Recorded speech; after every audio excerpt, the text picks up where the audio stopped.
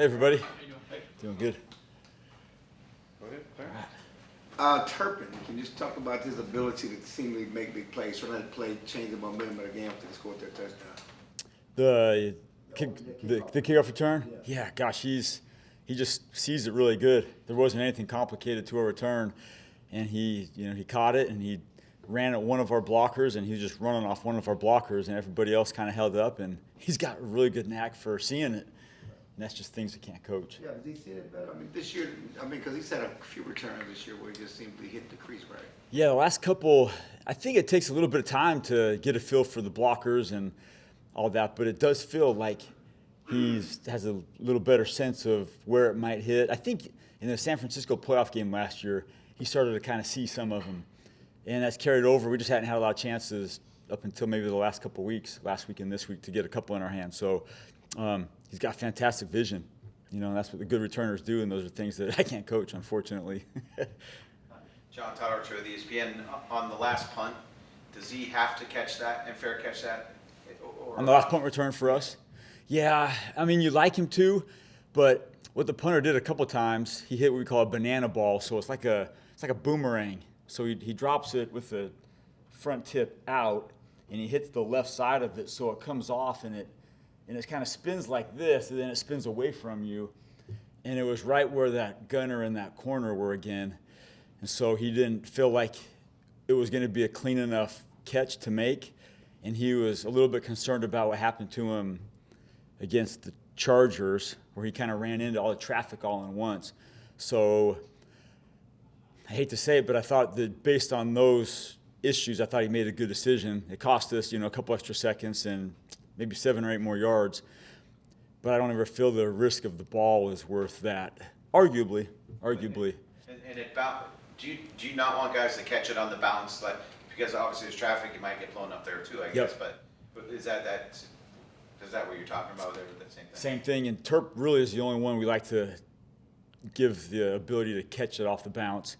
And our rule is if you can get it off one hop, get it. If you can't get it off one hop, you got to get away. So you get one bounce, get yourself to be 5 yards as a backstop, and if you can't get it off the one, then you got to let it go. But yeah, that was a good punt by their guy. I think it was intentional. It looked like the banana ball, just based on the way he dropped it. And he tried to get rid of it real fast, anticipating a potential rush. Tough one, yeah. John, it's on Yusuf, the Athletic. The battery in field goals, the battery. How important is it for those three to all be not just on the same page, but understand, what the spin needs to be, where the laces need to be, and just, Trent with Brian and Brian with Brandon, and just how does that entire operation work? This is a good question. It takes a ton of work. And you start with the field goal operation. Trent throws the ball, obviously, but our holder's at 8 yards, and Brian Anger's the holder, and he has to catch it at a certain point where as soon as he catches it, when he turns it, the laces are away. So it's not about how much the ball's spinning, it's about where Brian catches it. So if he catches it out here and he puts it down, it might be, laces at 9 o'clock. So there's a spot where we work on Brian catching it, knowing exactly where he catches it. If it's out here or if it's in closer to his body, that ball just gets turned down. I'm going too deep, sorry. But there's a little bit of a science to it. It's not just snap it, hold it, and hope to turn the laces away. It's there's a catch spot where the laces are away, as long as the spin is consistent from Trent. And then, Anger's got to put it down with the right lean. And I've tried to do it too, and it's weird when you're looking at the ball to know exactly what the lean is. But it just takes thousands of repetitions to nail it. And I think those guys are getting really good at it. Some of the TV copy gives us a good look at some of the snap, hold, and kick. And we use that a lot too because it gives a great close-up on. I think there's one of them on the 51-yarder. The TV copy gave us a great close-up. I don't know if you guys saw it. On the snap, we counted the rotations of the ball in slow motion. We saw where Brian caught it, and we could see exactly what the tilt was of the football. So thanks to the TV people for giving us a great teaching clip on that. But there's a little bit of a science to it. And the same goes for punt. And for Trent in particular, to be able to do those snaps, and obviously all long snappers do it, but I mean, the difference in the punt, the kick, just, how is it that much different for a long snapper in those situations? Yeah, very different. And I think for a long snapper, what's cool is, they're very underrated. I mean, snapping is, your whole world is upside down. And not only do you got to throw it, but you got to get your head up and your hands up fast enough to block Dorrance Armstrong or Sam Williams, in the gap right next to you. So it's a hard job, man. And that's why I think you see long snappers last a long time, because it's not a position where you can get really beat up. But once you got a good one, you hang on to them, because it's a really hard task. And it's hard to get young guys coming right out of college into pro, because they don't have to protect it anymore like you do in pro football. Trent's been fantastic, and hopefully we don't ever have to talk about him. I mean, he's doing a good job, right? That's the long snapper world. You don't hear about the long snapper? He's probably doing pretty good. Calvin Watkins, Dallas Morning News. How would you describe Aubrey's day? Like got a PAT, hit the upright, go in. Yep. I think he went out of bounds, and he says NFL record. How would you describe his day?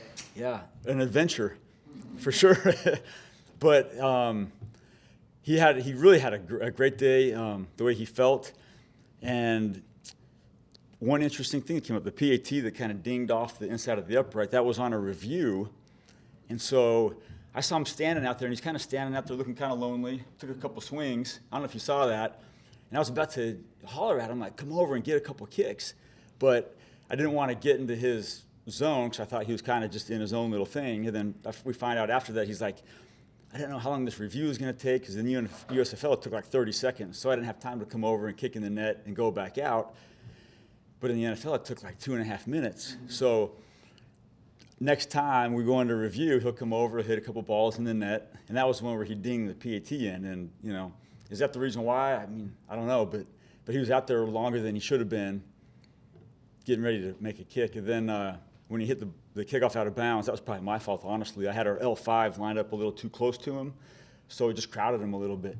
And so that was just an alignment error on my part based on something we were going to do in cover. So and then the big one was a 51-yarder. Yeah, I guess we can talk about the record now that he got it. No. I told him don't exhale. He still got to go, man. I think you had Parsons trying to block a punt. Is that the first time you tried to do that with him this year, or? Micah? Yeah, Mike was on punt. Yeah. He was? Stop it. Yeah, it was a situation. I was hoping nobody see that. Try to sneak him out there again.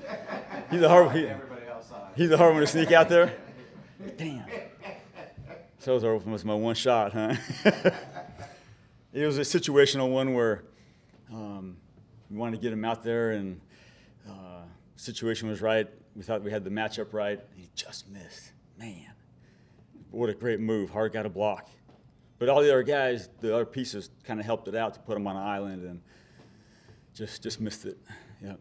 Showed him a lot of clips of Ed Reed, the last couple of days, and who I think is the best at it, making that inside move. So that was kind of fun just to go over with him. He didn't ask for a return. Oh, he always asks. Yeah, he wants to be a gunner, he wants to be a kick returner. I said, I can't do that. You gotta go somebody else about that one. Michael Galkin, Dallas Morning News. We're seeing Jaylen Tolbert do a little bit more on offense.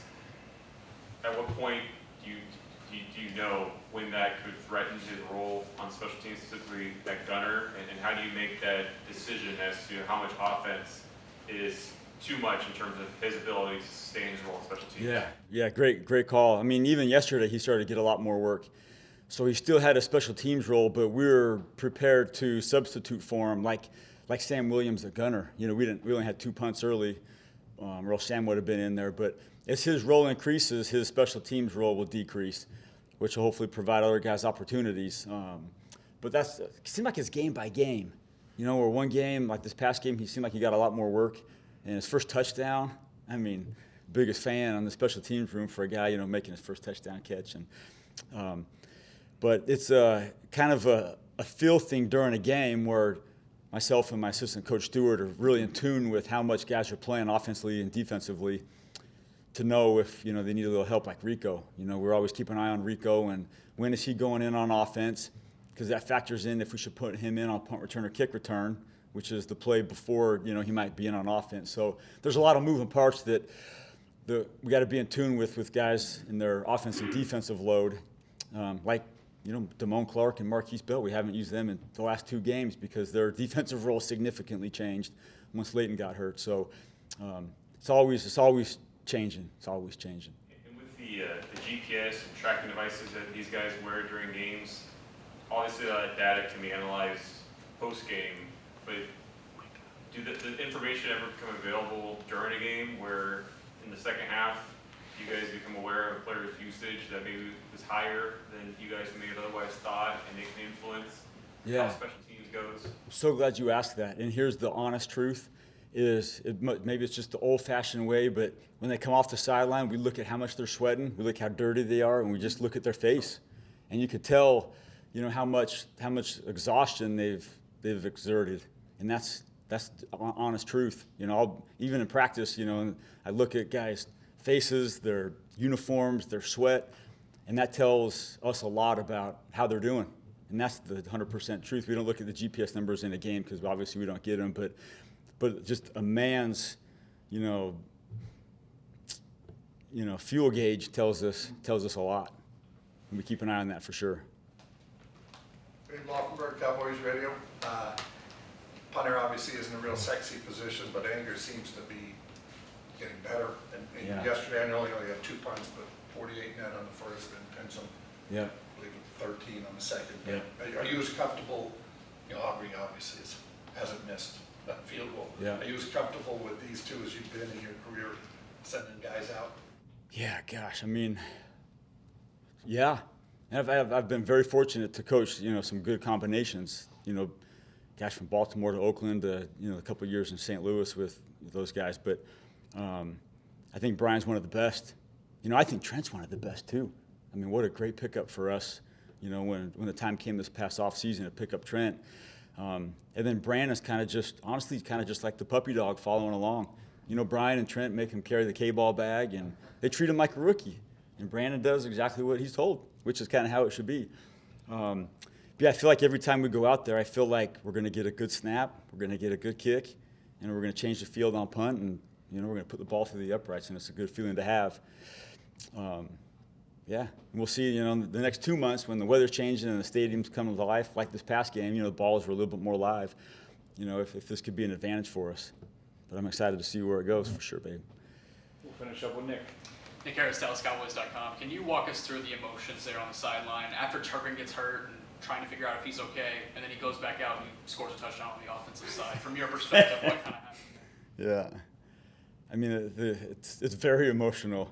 I get so excited for the guys to make plays on special teams, or to see, the special teams guys go make plays on the offense or defense. I just texted Marquise Bell, just how proud I am of him of taking on such a huge defensive load, even though we don't get to use him right now, and just making, great plays just when we need them. Cavante Turpin, Jaylen Tolbert, making touchdown catches, Schoonmaker almost. He's been a really important guy for us on teams these first 8 games. So, yeah, I think I'm their biggest fan. Probably not, but I just love seeing the guys, compete and succeed, not only on special teams, of course. So hopefully we get Turpin back and healthy and ready to roll. All right. Thank you. All right. Thanks, you guys.